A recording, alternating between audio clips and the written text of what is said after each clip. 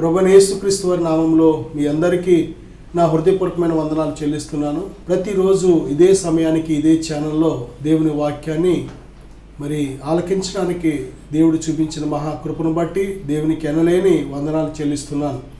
దేవుని బిడ్డలారా, ఈరోజు దేవుడు లోకమునకు వెలుగై ఉన్నాడు అనే అంశం మీద దేవుని వాక్యాన్ని మనం ధ్యానం చేయబోతున్నాం. దేవుని వాక్యానికి వెళ్లే ముందుగా చిన్న ప్రార్థన కూడా చేసుకుందాం. పరిశుద్ధుడా, ప్రేమగల తండ్రి, వెలుగైన ప్రభువా, ఇదిగో వాక్యాన్ని ఆలకిస్తున్న ప్రతి బిడ్డను దర్శించండి, మాట్లాడండి నాయన.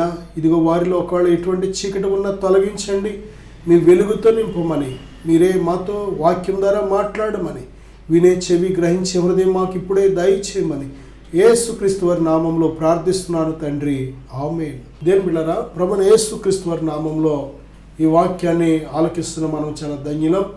ఎందుకంటే ఈ కడవరి దినాల్లో మనకు కావలసిన ప్రాముఖ్యమైన ఆహారం వాక్యమే. మనుషుడు రొట్టె వల్ల మాత్రమే కాదు, కానీ దేవుని నోట నుండి వచ్చిన ప్రతి మాటను బట్టి జీవిస్తాడని ప్రభు స్పష్టంగా చెప్తున్నారు. కాబట్టి ఇంత మనల్ని బ్రతికించి ఈ వాక్యం ఈ విధంగా మనం ఆలకించడం ధన్యత. మన టీవీల్లో కానీ ఫోన్స్లో కానీ ఎన్నో కార్యక్రమాలు వస్తూ ఉంటాయి. రకరకాల లోక సంబంధమైన కార్యక్రమాలు వస్తూ ఉంటాయి, అపవాది కార్యక్రమాలు వస్తూ ఉంటాయి, పాపపు కార్యక్రమాలు వస్తూ ఉంటాయి. కానీ దేవుని మీద మీరు ఉంచిన విశ్వాసం, మీరు ఉంచిన భక్తి, మీరు ఉంచిన ఆశను బట్టి దేవునికి ఎన్నో వందనాలు చెల్లిస్తున్నాను. ఎందుకంటే ఎన్ని కార్యక్రమాలను పక్కన పెట్టి దేవుని వాక్యం వినడానికి మీరు చూపిస్తున్న ఆ మనస్సు, ఆ యొక్క ఆశను బట్టి చాలా సంతోషం. దేవుని బిడ్డలారా, ఈ సమయంలో యోహాను సువార్త 5వ అధ్యాయం 35వ వచనంలో ప్రభు చెప్తున్నారు కదా, నేను లోకమునకు వెలుగును, నన్ను వెంబడించువాడు చీకటిలో నడువక జీవపు వెలుగు కలిగి ఉండునని ప్రభు చెప్తున్నారు. దేని బిడ్డలారా, దేవుడు వెలుగై ఉన్నాడు. దేవుడు సమస్త సృష్టికి వెలుగై ఉన్నాడు. అంతేకాదు ప్రతి మానవుని ఆత్మకు వెలుగై ఉన్నాడు. ఇది వెలుగు దేని గురించి మనం మాట్లాడుకుంటున్నాం? ఈ లోకంలో దేని బిడ్డలారా, ప్రకృతి సంబంధమైన వెలుగులు చాలా ఉన్నాయి. అందులో మనం చూసినట్లయితే విశ్వకాంతి, కాస్మిక్ లైట్ అని, న్యాచురల్ లైట్ అంటే సూర్యకాంతి, అలాగే మూడవదిగా మిరాకిల్స్ లైట్ అని, అలాగే నాలుగవదిగా కృత్రిమ కాంతి, అలాగే ఇక్కడ మనం చూసినట్లయితే జీవపు వెలుగు, లైట్ ఆఫ్ లైఫ్. దేని బిడ్డలారా, జీవపు వెలుగు. ఈ జీవపు వెలుగుకి మిగిలిన వెలుగులకి తేడా ఏంటంటే, మిగిలిన వెలుగు భౌతిక సంబంధమైన లోకంలో వస్తువులు కనబడేలాగా మనకి సహాయం చేస్తూ ఉంటాయి. కానీ ఈ జీవపు వెలుగు అనేది దేని బిడ్డలారా, మన మట్టి నేత్రాలతో చూడలేని విషయాలు మనం చూడడానికి సహాయం చేస్తూ ఉంటుంది. దేని బిడ్డలారా, ఆయన వాక్యము వెల్లడి అవుటతోడనే వెలుగు కలిగెను అనే విషయాన్ని మనం చూస్తున్నాం. ప్రభువైన యేసుక్రీస్తు వారు లోకమునకు వెలుగై ఉన్నారు. ఈ లోకంలో పాపం చేసే ప్రతి మనిషి, పాపిగా పుట్టిన ప్రతి మనిషి, పాపంలో జీవిస్తున్న ప్రతి మనిషి పాపము వల్ల వచ్చి జీతమైన మరణానికి వెళ్ళిపోతున్నాడు. పాపంలో వచ్చి జీతం మరణం. దేని బిడ్డలారా, పాపం అంటే ఏంటి అంటే ఆజ్ఞ అతిక్రమే పాపం. దేవుడు ఆజ్ఞనిచ్చాడు, మనం ఎలా జీవించాలి అనేది చక్కటి ఆజ్ఞనిచ్చాడు. ఈ ఆజ్ఞల ప్రకారం జీవిస్తేనే ఆజ్ఞను గైకొని వాడే నిత్యజీవము గలవాడు. ఆజ్ఞను ఎప్పుడైతే అతిక్రమిస్తామో ఆజ్ఞ అతిక్రమే పాపము.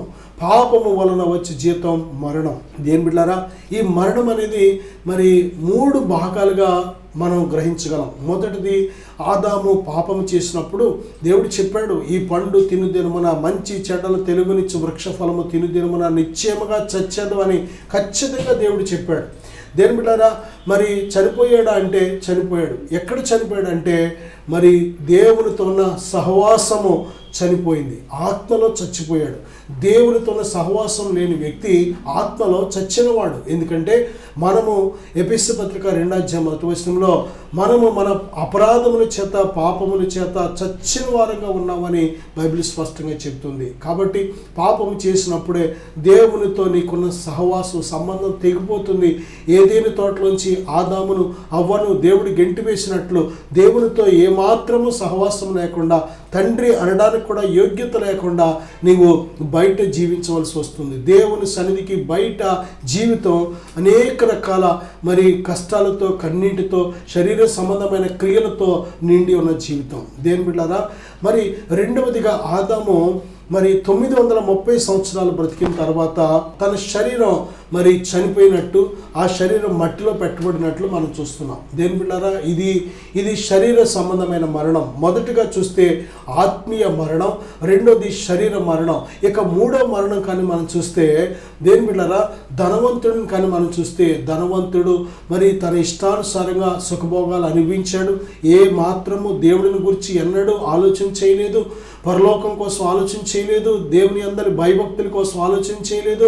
ఎప్పుడు తిన్నామా, సుఖించామా, సంతోషించామా, సంపాదించుకున్నామా, ఇది ఆలోచన తప్ప అసలు దేవుని గూర్చి ఆలోచన లేదు. ఈ లోకం విడిచిపెడితే ఎక్కడికి మన ప్రయాణం?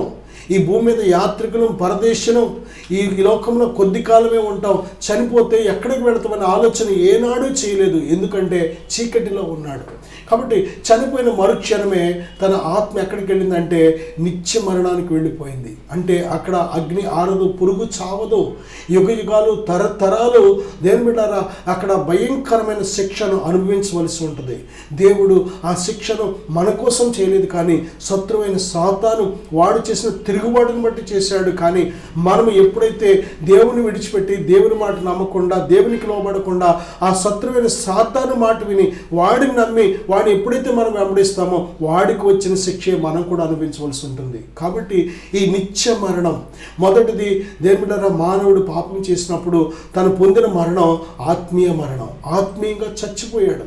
రెండోది 930 సంవత్సరాలు బ్రతికిన తర్వాత పొందిన మరణం శరీర మరణం. దేని బిడ్డారా, మూడో మరణం నిత్య మరణం, దేవుని నుంచి నిత్యము ఎడబాటు అనమాట. నీ ఆత్మ ఆ నిత్యత్వంలో దేని బిడ్డారా నిత్యము దేవునికి దూరంగా ఉండి ఆ భయంకరమైన వేదన కలిగిన స్థలంలో గడపడమే ఆ నిత్య మరణం. కాబట్టి ఈ భూమి మీద ఉన్నప్పుడే దేవుడు మనల్ని ప్రేమించి మనం అటువంటి ఆ నిత్య మరణం కానీ ఆత్మీయ మరణం కానీ ఆ రెండు ఎదుర్కోకుండా ఉండడం కోసం దేవుడు ఏం చేస్తున్నాడంటే తన కుమారుడైన ప్రభువైన యేసుక్రీస్తు వారిని ఈ లోకానికి పంపించాడు. ప్రభువైన యేసునందు విశ్వాసం ఉంచిన వాడు నిత్య జీవం గలవాడు, యేసుక్రీస్తు ప్రభువును వెంబడించేవాడు నిత్య జీవము కలిగిన వాడు, జీవపు వెలుగును కలిగిన వాడని బైబిల్ చెప్తుంది. దేవుని బిడ్డారా, ఈ యొక్క మరి జీవపు వెలుగు కలిగిన వ్యక్తులు ఉండే లక్షణాలు కానీ మనం చూసినట్లయితే వెలుగు క్రియలు మనం చూస్తున్నాం. వెలుగు ఫలాలు, వెలుగు క్రియలు. దేని బిడ్డారా, మనకు అర్థమయ్యే రీతిలో దెస్సలోనికీయులకు రాసిన మొదటి పత్రిక 5వ అధ్యాయం 5వ వచనంలో సమస్త విధములైన మంచితనము, నీతి, సత్యము అను వాటిలో కనబడుచున్నది. వెలుగు ఫలాలు. అలాగే దేని బిడ్డారా, మీరందరూ వెలుగు సంబంధులను పగటి సంబంధులనై ఉన్నారు, మనము రాత్రి వారము కాము, చీకటి వారము కాము అని దెస్సలోనికీయులకు మొదటి పత్రిక 5వ అధ్యాయం 5వ వచనం ఉంది. కాబట్టి వెలుగు ఫలాలు మనం ఫలించే వారిగా ఉండాలి. దేని బిడ్డారా, వెలుగులో నడుస్తున్న వ్యక్తి లక్షణాలు ప్రేమ కలిగి ఉంటాడు. నిజమే, యోహాను రాసిన మొదటి పత్రిక 2వ అధ్యాయం 10వ వచనంలో తన సహోదరుని ప్రేమించువాడు వెలుగులో ఉన్నాడు, అతని యందు అభ్యంతర కారణం ఏమీ లేదు అని మనం చూస్తున్నాం. మనం మన సహోదరుని ద్వేషించినట్లయితే మనం చీకటిలో ఉన్నాం. దేని బిడ్డారా, ఒక వ్యక్తి చీకటిలో ఉన్న వ్యక్తికి వెలుగులో ఉన్న వ్యక్తికి ఒక ప్రత్యేకత ఉంది. ఏంటి చెప్పమంటారా? చూడండి, వెలుగులో ఉన్న వ్యక్తి ఈ లోకం విడిచిపెట్టిన తర్వాత తన ప్రయాణం ఎక్కడికి, తన గమ్యం ఎక్కడికి అనేది తెలుసుకోగలుగుతాడు. చీకటిలో ఉన్న వ్యక్తి పాపంలో ఉండి పాపంలో జీవించి పాపంలోనే మరి చనిపోతాడు కనుక ఆ పాపము తన కనులకు గుడ్డితనం కలుగు చేయడం ద్వారా ఈ లోకం విడిచిపెట్టిన తర్వాత తన ప్రయాణం ఎక్కడికి అనేది ఏమాత్రము గ్రహించలేడు. దేని బిడ్డ, ఒక్కసారి ఈ వాక్యం ఆలకిస్తున్న ఒకసారి మనం ప్రశ్నించుకోవాలి. ఈ లోకం విడిచిపెట్టిన తర్వాత ఎక్కడికి వెళుతున్నాం? నిజమే దేని బిడ్డారా, చాలామంది ఏమనండి ఎవరికి తెలుసు, చనిపోయిన తర్వాత ఎవరు చూశారు? కాదు, ఇక్కడ ఉండగానే దేవుడు తన వాక్యం ద్వారా మనకు రుజువు చేస్తున్నాడు. తన సహోదరుని ప్రేమించేవాడు మరణములో నుంచి జీవములోనికి దాటి ఉన్నాడు. తన సహోదరుని ప్రేమించేవాడు జీవపు వెలుగు కలిగి ఉన్నాడు. తన సహోదరుని ప్రేమించేవాడు నిత్య జీవం కలిగి ఉన్నాడు. దేని బిడ్డారా, చూడండి, ప్రేమ దేవుని మూలంగా కలుగుతుంది. ద్వేషము, పగలు, అసూయలు పాపం వల్ల పుడుతున్నాయి, సాతాను వల్ల పుడుతున్నాయి. కనుక సాతాను క్రియలు చేసినప్పుడు సాతానుకి వచ్చిన శిక్ష మనం కూడా అనుభవించవలసి ఉంటుంది. కాబట్టి దేని బిడ్డారా, నీవు నీ యొక్క కన్ను చెడినదైతే నీ దేహమంతయు చికటమయమై ఉంటుంది. అదే నీ కన్ను బాగున్నట్లయితే, నీ కన్ను మంచిగా చూసినట్లయితే దేని బిడ్డారా నీ దేహమంతయు కూడా వెలుగుమయమై ఉంటుంది. ఈరోజు ఎన్ని కన్నులు చెడిపోయి దుష్టత్వము చేత, పాపము చేత, మోహపు చూపుల చేత, దేని బిడ్డలారా అనేక రకాల అపేక్షల చేత కన్ను చెడిపోయింది. ఎందుకంటే దేహం అంతటికి కేంద్రం కన్ను. కన్ను ఏమాత్రం సరిగా లేకపోతే ఈ దేహాన్ని నడిపించడం కుదరదు. దేని బిడ్డలారా ఒక కళ్ళు లేని వ్యక్తి ఎక్కడికి వెళ్ళలేడు. తను ఎక్కడ కూర్చోబెడితే అక్కడే ఉంటాడు. కారణం ఏంటంటే ఈ దేహాన్ని నడిపించేది చాలా ప్రాముఖ్యమైనది ఎవరంటే కన్ను. దేని బిడ్డారా కన్ను చెడిపోయింది అంటే ఇక దేహమంతా కూడా చెడిపోయినట్టే. కన్ను చీకటి అయిపోయిందంటే దేహమంతా చీకటి అయిపోయినట్టే. దేని బిడ్డారా ప్రభువైన యేసుక్రీస్తు వారు చెప్తున్నారు కదా, అపొస్తలుల కార్యాలు 26వ అధ్యాయం 18వ వచనంలో, వారు చీకటిలో నుండి వెలుగులోనికి, సాతాను అధికారము నుండి దేవుని వైపుకును తిరిగి నా యందలి విశ్వాసము చేత పాప క్షమాపణను, పరిశుద్ధపరచబడిన వారిలో స్వాస్థ్యమును పొందినట్లు వారి కన్నులు తెరచుటకై నేను నిన్ను వారి యొద్దకు పంపెదనని చెప్పాను. నేను బిడ్డారా వెలుగు చీకటిలో నుండి వెలుగులోనికి, సాతాను అధికారములో నుండి దేవుని వైపునకు తిరగాలని దేవుడు ఆశపడుతున్నాడు. అందుకే మత్తయి సువార్త 4వ అధ్యాయంలో 12 నుంచి మనం చూస్తే, యోహాను చెరపట్టబడినని యేసు విని గలిలయకు తిరిగి వెళ్ళి నజరేతు విడిచి జెబూలూను నఫ్తాలియను దేశముల ప్రాంతములలో సముద్ర తీరమందలి కపెర్నహూమునకు వచ్చి కాపురం ఉండెను. జెబూలూను దేశమును, నఫ్తాలి దేశమును, యొర్దానునకు ఆవలనున్న సముద్ర తీరమున అన్యజనులు నివసించు గలిలయయు చీకటిలో కూర్చుండి ఉన్న ప్రజలను గొప్ప వెలుగు చూచిరి. మరణ ప్రదేశంలోను మరణ ఛాయలోను కూర్చుండి ఉన్న వారికి వెలుగు ఉదయించెను అని ప్రవక్త అయిన యెషయా ద్వారా పలుకబడినది నెరవేరినట్లు ఈలాగు జరిగెను. దేని బిడ్డలారా చీకటిలోను మరణ ఛాయలో ఉన్న వారికి వెలుగు ఉదయించిందంట. బైబిల్ చెప్తుంది, అందరూ పాపము చేసి దేవుడు అనుగ్రహించి మహిమను పొందలేకపోతున్నారు. అందరూ కూడా ఈ భూమి మీద సమస్త జనులు, నీతిమంతుడు ఒక్కడో లేడు, దేవుని వెతుకువాడు ఒక్కడు కూడా లేడు. అందరూ పాపము చేసి దేవుడు అనుగ్రహించి మహిమను పొందలేకపోతున్నారు. పాపము వలన వచ్చు జీతం మరణం. అందరూ కూడా వారి పాపముల చేత, అపరాధముల చేత చచ్చిన వారి స్థితిలో ఉన్నారు. పాపం వలన చీకటి అనే భయంకరమైన గాఢాంధకారపు స్థితిలో ఉన్నారు. ఇటువంటి స్థితిలో, ఇటువంటి కటిక చీకటిలో ఉన్న ప్రజలకు, ఇటువంటి మరణ ఛాయల మీద ఉన్న ప్రజలకు దేని బిడ్డలారా దేవుడు తన కుమారుడైన ప్రభువైన యేసుక్రీస్తు అనే వెలుగుని లోకానికి పంపించి ఆ సువార్త అనే వెలుగును ప్రతి ఒక్క చెవికి కూడా వినిపింపు చేస్తున్నాడు. నా సహోదరుడా, సహోదరి, సువార్త అంటే చాలామందికి అర్థం అవ్వక ఇది దేని బిడ్డలారా అభ్యంతర పడుతూ ఉంటారు. కానీ అది నిన్ను రక్షించే సువార్త, అది నిన్ను వెలిగించే సువార్త, అది నీ బ్రతుకును మార్చే సువార్త, నీలో ఉన్న చీకటిని పారద్రోలి నిన్ను వెలుగుతో నింపే సువార్త. దేని బిడ్డలారా మరణ ఛాయలో ఉన్న నీలో ఉన్న ఆ మరణం నుంచి నిన్ను విడిపించి నిత్య జీవంతో నిన్ను నింపే సువార్త. ఈ సువార్త ద్వారానే మన ఆత్మలు వెలిగించబడుతున్నాయి. ఈ సువార్త ద్వారానే మనం నిత్య జీవానికి వారసులం అవుతున్నాం. ఈ సువార్త ఆలకించినప్పుడే పరిశుద్ధాత్మ చేత ముద్రించబడుతున్నాం. ఈ సువార్తకు లోబడుతున్నప్పుడే దేవుడు తన కుమారులుగా, కుమార్తెలుగా మనల్ని అంగీకరిస్తున్నాడు. ఈ సువార్త ప్రకారం నడిస్తేనే ఒక దినాన పరలోకం చేరుతాం. ఈ సువార్త ద్వారా బ్రతికితేనే ఈ భూమి మీద ప్రభువుకు సాక్షిగా బ్రతుకుతాం. దేని బిడ్డలారా ఈ సువార్త ప్రకాశింపకుండా నీ యొక్క నేత్రాలకు శత్రువైన సాతాను గుడ్డితనాన్ని కలుగు చేస్తూ ఉంటాడు. దేని ప్రియబిడ్డలారా ఈ సువార్తకు ఎందుకు ఇన్ని ఆటంకాలు, ఎందుకు ఇన్ని వ్యతిరేకతలు, ఎందుకు ఇంత ప్రపంచం అంతా కూడా దాడి, ఎందుకు ఈ సువార్త మీద ఇంత పగ, ఇంత కక్ష అంటే ఇదే మనుషులను బ్రతికించేది, ఇదే మనుషులను రక్షించేది, ఇదే మనుషులను ఆ నిత్య నరకం నుండి తప్పించేది. ఇది పరలోకమందున దేవుడు భూమి మీద మనందరికీ కూడా పంపిన వార్త. ఇది ఒక శుభవార్త. ఇది నిన్ను బ్రతికించడానికి వచ్చిన శుభవార్త. యేసునందు విశ్వాసం ఉంచిన వాడు చనిపోయినను బ్రతుకును. ఇది నిత్య జీవమును గురించిన సువార్త. ఇది దేని బిడ్డలారా నిత్య జీవము ఎప్పుడైతే ఆ నిత్య జీవ వృక్ష ఫలాలు తింటాడో మానవుడు తను నిరంతరము బ్రతుకుతాడు. అటువంటి గొప్ప సువార్త.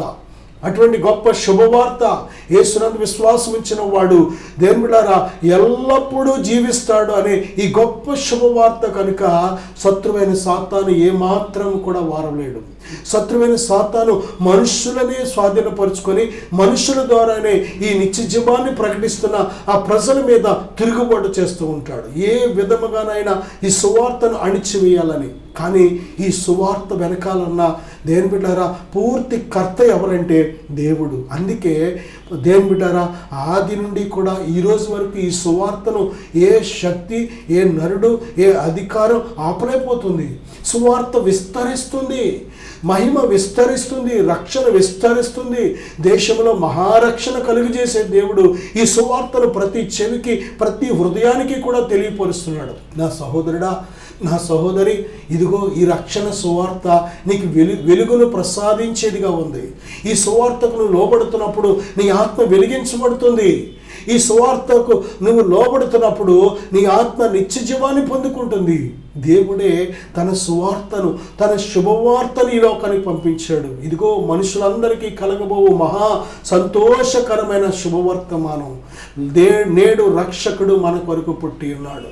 నిజమే దేవుని బిడ్డ, ఆ రక్షకుడు మనలను మన పాపము నుంచి విడిపించడానికి, మనము పడి ఉన్న ఆ మరణకరమైన స్థితి నుంచి లేవనెత్తి జీవకరమైన స్థితిలోకి మనల్ని నడిపించడానికి, మనం పడి ఉన్న బలహీనమైన స్థితిలో నుంచి దేవుని బిడ్డను విడిపించి మనల్ని బలవంతులుగా చేయడానికి వచ్చిన ఈ సువార్త.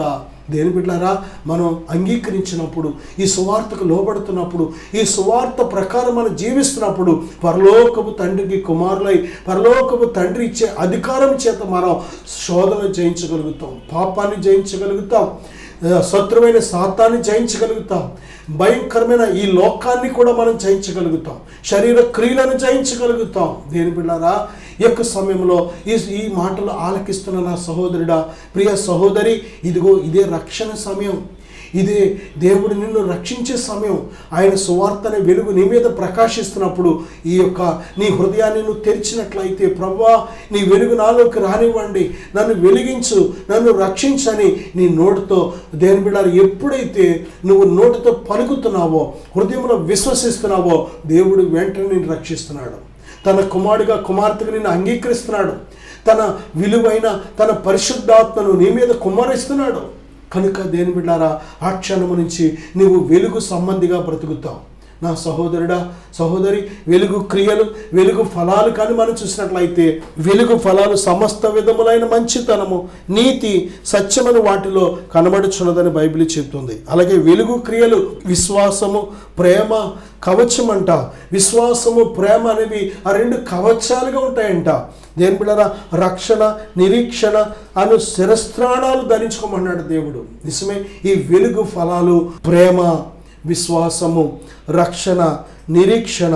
దేని బిడ్డలారా యోహాను రాసిన మొదటి పత్రిక 1వ అధ్యాయం 7వ వచనములో, అయితే ఆయన వెలుగులో ఉన్న ప్రకారము మనమును వెలుగులో నడిచిన యెడల మనము అన్యోన్య సహవాసము గలవారమై యుందుము. అప్పుడు ఆయన కుమారుడైన యేసు రక్తము ప్రతి పాపము నుండి మనలను పవిత్రులనుగా చేయును. నిజమే, దేవుడు ఆయన ఎలాగైతే నడిచాడో ఆయన వెలుగులో మనము కూడా ఆయనలాగా నడిచినట్లయితే, అంటే దాని అర్థం ఆయన ప్రేమ కలిగిన వాడు, ఆ ప్రేమ చేత మనం జీవించినట్లయితే, ఆయన నీతి కలిగిన వాడు, ఆ నీతిని కలిగి మనం జీవించినట్లయితే, ఆయన పరిశుద్ధుడు, ఆ పరిశుద్ధత కలిగి మనం కూడా జీవించినట్లయితే, ఆయన యథార్థవంతుడు, ఆ యథార్థత కలిగి మనం కూడా జీవించినట్లయితే, దేని బిడ్డలారా మనము ఆయన కుమారుడైన ప్రభువైన యేసుక్రీస్తు వారితో అన్యోన్య సహవాసం కలిగి ఉంటామని దేవుడు వాగ్దానం చేస్తున్నాడు. నా సహోదరుడా, ఇదిగో ఈ లోకానికి దేవుడు వెలుగై ఉన్నాడు, నిన్ను ఈ లోకానికి వెలుగుగా చేశాడు. మీరు లోకమునకు వెలుగై ఉన్నారని ఆ ప్రభువైన యేసుక్రీస్తునందు విశ్వాసం ఉంచిన ఆయన పిల్లలందరినీ కూడా ఈ లోకానికి వెలుగుగా చేశాడు. నిజమే, మనము మన మంచి క్రియలు, సత్క్రియల ద్వారా ఈ లోకానికి దేవుని ప్రేమని, వెలుగును ప్రకాశింప చేయగలం, దేవుని నీతిని ప్రకాశింప చేయగలం, దేవుని ఆ యొక్క సువార్తను, సత్యాన్ని ప్రకాశింప చేయగలం, అనేకులకు రక్షణకరంగా, దీవెనకరంగా, ఆశీర్వాదకరంగా ఉండగలం. దేవుని బిడ్డ, దేవుడు వెలుగై ఉన్నాడు, ఆ వెలుగు నీ మీద ప్రకాశింప చేయాలని ఆశపడుతున్నాడు. నేను మీకోసం చిన్న ప్రార్థన చేస్తాను. తండ్రి, ఇప్పుడే నాయన చీకటిలో ఉన్న ప్రతి హృదయంపై మీ వెలుగు ప్రకాశింప చేయండి. తండ్రి మీ సువార్తని ఆ యొక్క వెలుగు ప్రతి హృదయం గ్రహించాలి. సువార్త ద్వారా కలిగే అయా ప్రతి జీవాన్ని ఆశీర్వాదాన్ని నీ బిడ్డలు పొందుకున్నటకు ఇప్పుడే సహాయం దయచేయమని యేసు నామములో ప్రార్థిస్తున్నాను తండ్రి. Amen. God bless you.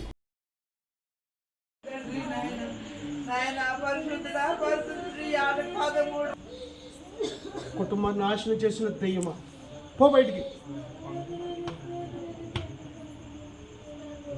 Out out out out.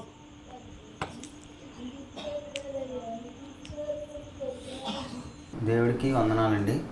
నా పేరు వరహాలండి, పెత్తాడిపల్లి అండి. నేను వ్యవసాయం పని చేస్తానండి. వ్యవసాయం పని చేస్తాను. మా ఆవిడ చర్చికి వెళ్తుందండి. మా ఆవిడ మేము ఎన్నోసార్లు మా ఆవిడ చర్చికి రావచ్చు కదా ఎన్నోసార్లు అనేదండి. నేను వెళ్ళేవాడిని కాదండి. మామూలుగా ఈ తాగుడికి బాగా బ్యానస్గా అయిపోయి నేను ఎప్పుడు చెప్పినా ఎన్నిసార్లు చెప్పినా సరే వెళ్ళేవాడిని కాదండి. అలాగా కొన్నాళ్ళకి ఈ తాగడం చేయడం, ఇంటికాడ పిల్లలనేది కూడా పట్టించుకున్నాను కాదు. అలా కొన్ని నెలలు అలా జరిగాక ఇంకా సరే నేను బండి మీద ఒక దగ్గరికి ఏదో పని మీద వెళ్తుంటే బండి కుక్ అయిపోయింది. అవతల నాకు కూడా గట్టిగా దెబ్బలు తోలేయండి. మా పక్కనే ఒక మనిషి మునిగిపోయింది. గొయ్య కూడా ఉంది, అందులో కూడా వెళ్ళకుండా రోడ్డు మీదే పడిపోయింది. నేను అప్పుడు అనుకున్నాను, ఏంటి మా ఆవిడ దేవుడిలోకి వెళ్తుంది, ఆ దేవుడే నన్ను ఎంతో కాపాడాడు అనుకున్నాను. అయినా సరే మళ్ళీ ఈ దెబ్బలు మారినా సరే మళ్ళీ నేను మానలేకపోయానండి. ఇంకా నావలేదని చర్చికి ఏదేలాగా మా పాస్టర్ గారు గారు కేకేస్తే ఇలా అలాగ ఇంకా ప్రార్థనలు ఇవన్నీ చేసి ఇలాగా అలా రక్షణ తీసుకున్నాండి.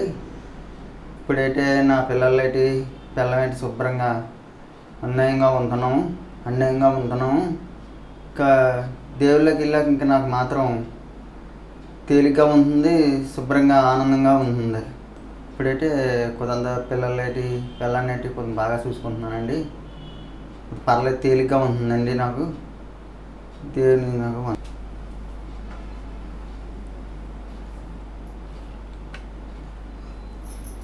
దేవుని నామాలకు వందనాలు. దైవసేవ కుటుంబానికి నా వందనాలు. మరి మాది పెత్తాడపల్లి. నా పేరు రాళ్ళపూడి వెంకటలక్ష్మి. మా ఆయన గారి పేరు వరహాలు. నాకు వివాహం అయ్యి 19 సంవత్సరాలండి. అప్పటి నుంచి ఇప్పుడు దాకా కూడా దేవునిలో తెలిసేది కాదు, దేవునిలోకి మాకు అప్పుడు తెలిసేది కాదు. మేము మా ఊరి నుంచి ఇక్కడ పెత్తాడపల్లి వచ్చినప్పటికి మాకు ఇంకా దేవునిలో ఎదగలేదండి.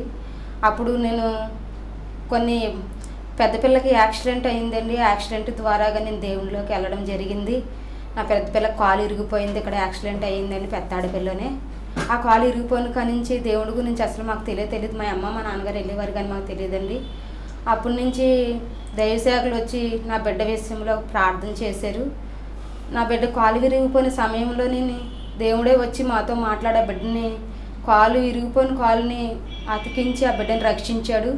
అప్పటి నుంచి నేను దేవుడి గురించి తెలుసుకున్నానండి. దేవునిలో ఎలాగెదగాలి, దేవునిలోకి ఎలాగెళ్ళాలి అని అపవాదం నా పట్ల ఎంతగానో శోధించాడు నాకైతే తెలియదు. మరి దేవుడు నా బిడ్డ ద్వారాగా, నా పెద్ద బిడ్డ ద్వారాగా దేవునిలో నేను ఎదగడం జరిగిందండి. అప్పటి నుంచి ఇప్పటి వరకు కూడా 5వ సంవత్సరం పాప అప్పుడు నా పిల్లకి కాలు ఇరిగిపోయిందండి, పెద్ద పిల్లకి. అప్పటి నుంచి ఇప్పుడు దాకా కూడా నేను దేవునిలోనే కొనసాగుతున్నాను. ఎన్నో ఇబ్బందులు, ఎన్నో ఇరుకులు అయినప్పటికీ నేను ఎదుగుతూనే ఉన్నానండి. నాకు 2 ఆడపిల్లలండి. మా ఆయన అయితే చిన్నప్పటి నుంచి యవ్వన వయసు నుంచి త్రాగుడికి లోబడాడండి.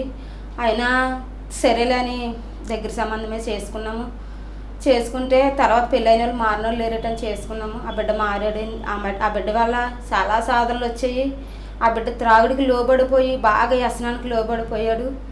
అయినా దేవుడిని అడిగేదాన్ని, పాస్టర్ గారి దగ్గరికి వచ్చి ప్రార్థన చేయించేదాన్ని. ప్రార్థన చేసినప్పుడు సరేనమ్మ నీ భర్త మారుతాడమ్మా ఏదో ఒకటి అయ్యాని అనేవారు. ప్రార్థన చేసేవారు దైవ సేవలు కూడా. అలాగే ప్రార్థనకు అప్పుడప్పుడు జనవరి 1 కానీ క్రిస్మస్ కానీ వస్తూ ఉండేవాడు. త్రాగేసే వస్తూ ఉండేవాడు. వచ్చినా సరే అలాగో తిరుగుతూ ఉండేవాడు. అలాగే ఒక రోజు మట్టుకి ఫుల్గా డ్రింక్ తాగేసి ఎలమిల్లి వెళ్తుండగా పెద్ద యాక్సిడెంట్ అయ్యిందండి. తనకి తంబాన్ని కొట్టేశాడు, స్ట్రైట్గా వెళ్ళి తంబాన్ని కొట్టేశాడు. కొట్టేస్తే తల ఇక్కడికి ఇలాగా పగిలిపోయిందండి, కోసేసింది తంబం. అక్కడ చిన్న బోధు కూడా ఉంది, ఆ బోధులో పడకుండా దేవుడు తన రెక్కల సాటును కాపాడే పక్కన పడేలాగా బోధులోకి వెళ్ళకుండా పక్కనే పడ్డాడండి. పడినప్పుడు అప్పుడు కూడా అన్నాను, దేవుళ్ళలోకి రా అన్నాను. వచ్చేవాడు కాదు. ఆయన నిజమైన దేవుడే బతికించాడు అనేవాడు. బాగున్నప్పుడు అప్పుడు దెబ్బలు అయినాయి, యాక్సిడెంట్ అయినప్పుడు ఆపరేషన్ చేయించామండి, బ్రెయిన్ ఆపరేషన్ కూడా చేయించామండి. తనకి తల కూడా గాయమైపోయింది. అప్పటి నుంచి కొద్ది రోజులు బాగానే అన్నాడండి. మళ్ళీ త్రాగుడికి లోబడిపోయి మళ్ళీ త్రాగడం మొదలు పెట్టేశాడు. త్రాగుడికి లోబడిపోయాడు. తాగుడు బానిసై తిరిగేవాడు. నన్ను కానీ పిల్లలు కానీ పెట్టించుకునేవాడు కాదు. ఎన్నో అప్పులు చేసేసేవాడు. పనికిరాని వృధా ఖర్చులన్నీ చేసేసేవారు. మా మాట వినేవాడు కాదు. మేమేమన్నా అంతే కొట్టేసేవాడు. అయినా దేవుడికి మొరపెట్టేదాన్ని. వచ్చి దేవుడికి మొరపెట్టినప్పుడు అలాగే కొన్ని దైవ సేవకులు మాట్లాడుతుండగా నాతో మాట్లాడేవాడు. మాట్లాడినప్పుడు నేను మళ్ళీ అప్పటికప్పుడే మనసు కుదురుగా ఉండేది. తర్వాత మళ్ళీ ఇంటికి వెళ్ళాక మళ్ళీ తాగేసి వచ్చి మళ్ళీ గొడవల కింద ఉండేది. అయినా అలాగే దేవుళ్ళో కొనసాగుతుండేదని నేను. నా భర్త మళ్ళీ త్రాగుడికి లోబడిపోయి నన్ను కొట్టేసి నన్ను చాలా బాధ పెట్టినప్పుడు నేనైతే నేను వెళ్ళలేదండి. మా అమ్మ వాళ్ళ ఇంటికి వచ్చేసాను. వచ్చేస్తే దైవ సేవకులు ఒకటే మాట అన్నారు, నీ భర్త మారుతాడమ్మా, నువ్వేం కంగారు పడకు, నీ భర్త ఎలాగైనా సరే మారుతాడు, రక్షించబడతారు, నువ్వు కంగారు పడక అన్నప్పుడు నేనైతే ఇంకా అప్పుడు మా అమ్మ ఇంటికాడే ఉండేదాన్ని అండి. అప్పుడే ప్రార్థనకు వచ్చాను. తర్వాత మా ఆయన్ని ప్రార్థనకి కొద్ది మందిని వెళ్ళి తీసుకురమ్మని ప్రార్థన చేశారండి. తైలం అభిషేకంతో ప్రార్థన చేశారు. నా భర్త అప్పుడు ప్రార్థన చేసినప్పుడు కొద్దిగా విడుదల దయచేసాడు అని పాస్టర్ గారు చెప్పారు. అమ్మ కొద్ది రోజులు నువ్వు ఉండు, నీ భర్త మారుతాడు, నీకేం భయం లేదని దైవసేవకులు నాతో మాట్లాడేవారు. దేవుడే వారి హృదయంలో ఉండి మాట్లాడించేవాడు. అయినప్పటికీ నేను మళ్ళీ కొద్ది రోజులు ఉన్నాక అలాగ దైవసేవకులే మళ్ళీ నా భర్తతో మాట్లాడి, వరాలు నువ్వు పాపముని విడిచిపెట్టేసి లోకంలో జీవించుకోకుండా దేవుడి కోసం జీవించని దైవసేవకులు ఉండి దేవుడే మాట్లాడేవాడు నా భర్తతోని. నా భర్త అప్పుడు దాకా రక్షించబడలేని నా భర్త, త్రాగుడికి లోబడిపోయిన నా భర్త అదే క్షణం నుంచి ఈ క్షణం వరకు దేవుళ్ళో నడుస్తున్నాడండి. నా భర్త రక్షించబడ్డాడు, పూర్తి మారు మనసు పొందాడు. ఎటువంటి త్రాగుడికి లోబడకుండా నన్ను, నా కుటుంబాన్ని, నా పిల్లల్ని కూడా క్షేమకరంగా చూస్తున్నాడు. ఆయనకి ఏమిచ్చిన ఆయన రుణమైతే నేను తీర్చలేను. దేవుడి సన్నిధిలో గడపడానికి దేవుడే మాకు ఇచ్చిన కృప ఇది. దేవుడు మాకు ఇచ్చిన కృపే. దైవ సేవకుల ద్వారా దేవుడే మాతో మాట్లాడాడు. నా భర్తను రక్షించాడు, నన్ను రక్షించుకున్నాడు. నా బిడ్డలు కూడా దేవుళ్ళలో ఎదుగుతున్నాము. నా కుటుంబం అంతా కూడా కేవలం ఇలా బ్రతుకున్నామంటే దేవుని కృపేనండి. అందరికీ వందనాలు. నా పేరు శాంతి. నాకు ఒక అక్క, మా అమ్మ, మా నాన్న, మీ నలుగురం ఉంటాం ఇంట్లో. మా నాన్న బాగా త్రాగేవాడు. చర్చికి రమ్మంటే వచ్చేవాడు కాదు. మా అమ్మ, నేను, మా అక్క చర్చికి వెళ్ళేవాళ్ళం. ఎప్పుడు రమ్మన్నా సరే రాను అనేవాడు. వస్తాను వెళ్ళండి అనేవాడు కనుక వచ్చేవాడు కాదు. అప్పుడు అలా సాగుతుండగా ఒకరోజు ఫాస్ట్ గారు చర్చికి రామంటే చర్చికి తీసుకొచ్చారు. అప్పుడు ఎడిటింగ్ ప్లే చేశాక కొన్ని రోజులు బాగానే ఉన్నారు. మా నాన్న త్రాగు నుండి పూర్తిగా విడిపించాడు దేవుడు. ఇప్పుడు మా నలుగురం బాగానే ఉంటున్నాం. చర్చికి వెళ్తున్నాము. నలుగురం బాగానే ఉంటున్నాం. మా కుటుంబాన్ని బాగా చూసుకుంటున్నాడు మా నాన్న. ఇంతవరకు మా అమ్మని కొట్టేసేవాడు. ఇంతవరకు మా నాన్న దగ్గరికి వెళ్ళాలంటేనే భయం వేసేసేది. కానీ ఇప్పుడు మా నాన్నతోనే ఉంటున్నాము. మా నాన్న మాతోనే ఉంటున్నాడు, బాగుంటున్నాడు, చర్చికి వస్తున్నాడు.